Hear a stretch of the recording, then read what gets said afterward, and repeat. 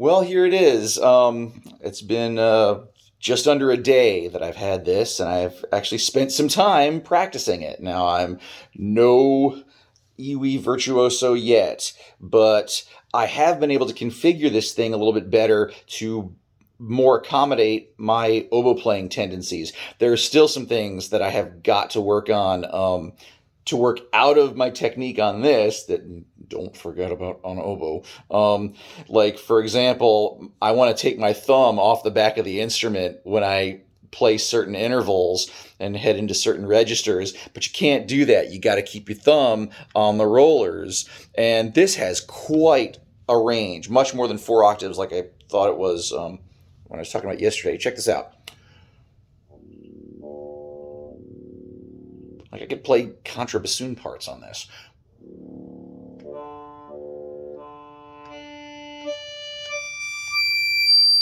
I mean, that's a pretty full compass right there.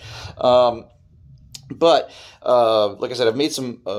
I was able to make a few actual modifications to this to better suit my oboe playing technique. For example, these pinky keys are actually removable and adjustable.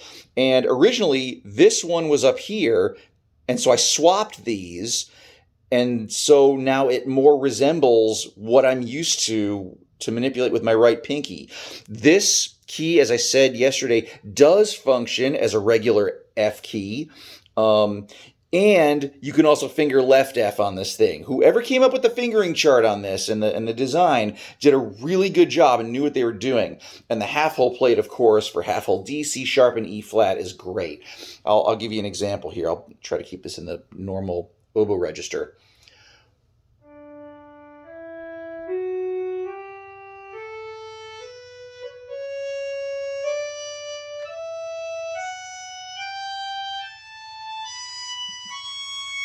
Now, you can't use full high D, the standard high D on the oboe. You have to go back to the full fingering like a half hole or a low D and move your thumb up to the extra roller. So that's a thing I got to work on.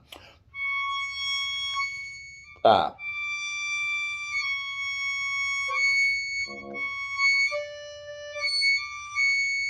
What's going on here? Yeah, another thing is these keys are so sensitive that, like, if your finger is off by just a little bit, you're gonna get like the default note with this fingering, which is a C sharp, because this operates on the idea that an alternate fingering for C sharp is like what we call the French C sharp, with either no fingers on or just the F sharp key being pressed. So I got to watch out for that. It defaults back to that if I make a mistake. It's like the equivalent of a squeak on this thing.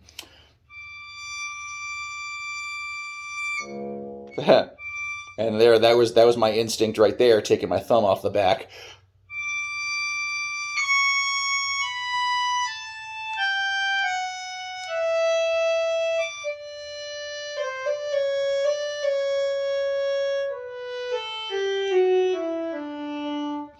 And it's got all the F fingerings, like I said.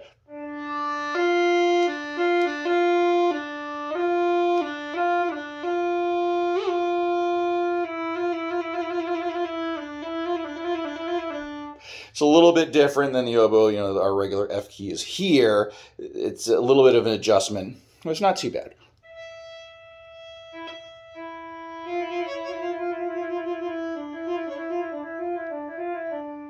So yeah, like I said, they really try to accommodate our fingering system.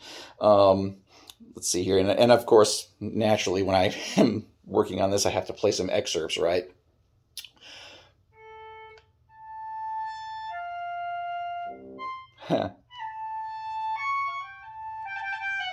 Okay, hang on a second.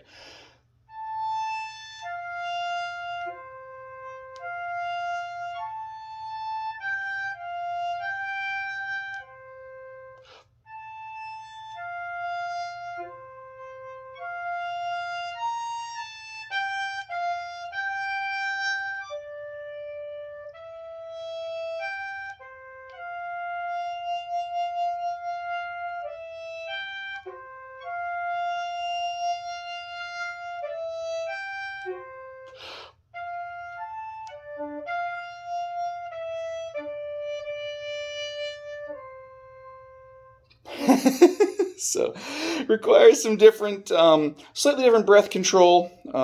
Articulating on this thing, you have to really kind of that's another thing. Tongue it a little bit more aggressively. And the other thing is this, I think is going to help my oboe technique because, like I said, you have to be really precise on these keys. You really don't have the leeway even that you get on the oboe or English horn. Like you got to have your fingers like right there, or a squeak could happen. So anyway, that's it. This is less than day one, me playing around with this, and I'll post some more video as I do more. So cheers, everyone.